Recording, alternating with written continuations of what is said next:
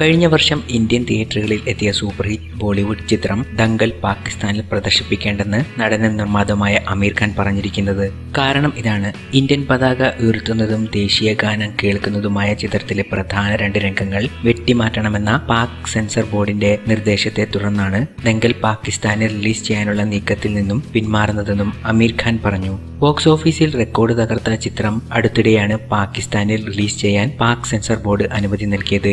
എന്നാൽ പാക് സെൻസർ ബോർഡിന്റെ നിർദ്ദേശത്തിനെതിരെ അമീർ തന്നെ രംഗത്ത് വരികയായിരുന്നു. സിനിമ പാകിസ്ഥാനിലേക്ക് അയക്കേണ്ടതില്ലെന്ന് നിർമ്മാതാക്കളിൽ ഒരാളും പ്രധാന താരവുമായ അമീർ തീരുമാനം എടുക്കുകയായിരുന്നു. ഈ രംഗങ്ങൾ സിനിമയിൽ ഏറ്റവും പ്രധാനപ്പെട്ട ഒന്നാണെന്നും മറ്റൊരു രാജ്യത്തെയോ വ്യക്തികളെയോ മോശപ്പെടുത്തുന്ന ഒന്നുമില്ലെന്നും പാക് സെൻസർ ബോർഡിന്റെ നിബന്ധന കാരണമാണെന്നും അമീറിന്റെ വക്താവ് പറഞ്ഞു. ബോളിവുഡ് സിനിമകൾക്ക് അനേകം ആരാധകരുള്ള പാകിസ്ഥാനിൽ സിനിമ വിതരണം ചെയ്യാനായി അനേകം കമ്പനികളാണ് രംഗത്ത് വന്നിരുന്നത്.